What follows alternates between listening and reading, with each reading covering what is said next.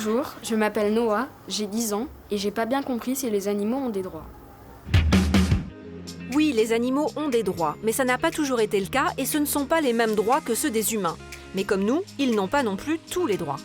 J'ai un chat et il a le droit de tout faire à part casser des choses. Il n'a pas le droit aussi de greffer le canapé ou faire des trucs comme ça.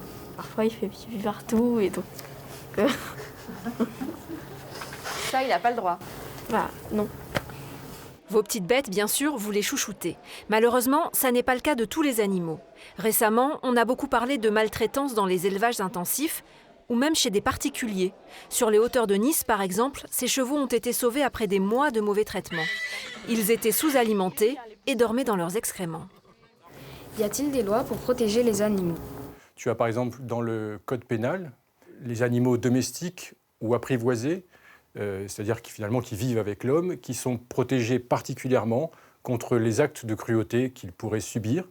Et à ce moment-là, le droit pénal est assez sévère puisqu'il prévoit des peines d'emprisonnement pour ceux qui sont cruels à l'égard des animaux domestiques ou apprivoisés. Quelle était la loi avant en France concernant les animaux ?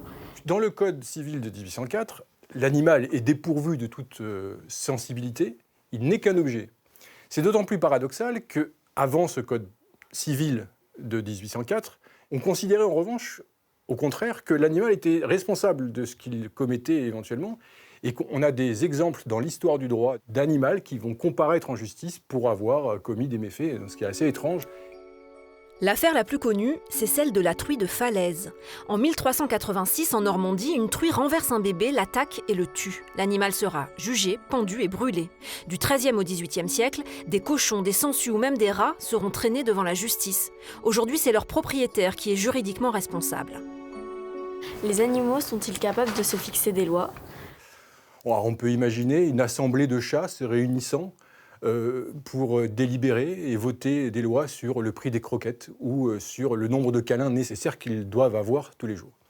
Plus sérieusement, non, les animaux n'ont pas conscience de ce qu'est la loi et n'ont pas connaissance de ce qu'est la loi. Donc non, les animaux ne peuvent pas créer ou voter des lois, mais oui, ils se conforment à un certain nombre de règles. Chez les loups, par exemple, on respecte les règles de la meute. Chez les abeilles, celle de la ruche. Et si les animaux ne peuvent pas siéger dans une assemblée, heureusement les hommes peuvent voter des lois pour eux. Au début de l'année, l'Assemblée nationale a adopté une loi contre la maltraitance animale. Qu'auriez-vous voté à la place de votre député ? Durcir les sanctions pour les cas de maltraitance, vous votez pour ou contre ?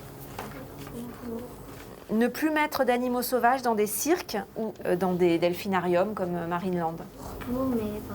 Je trouve que c'est pas bien la même chose entre le cirque et Marineland, même si ça garde quand même des animaux qui en ont peut-être et sûrement pas envie.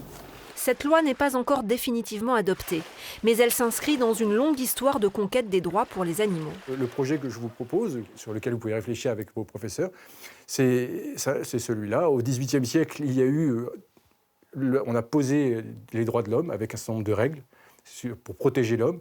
Au XXIe siècle, l'homme ne suffit plus, il faut voir plus large. Et je vous propose d'élaborer un projet qui serait le droit du vivant, et non plus que le droit de l'homme.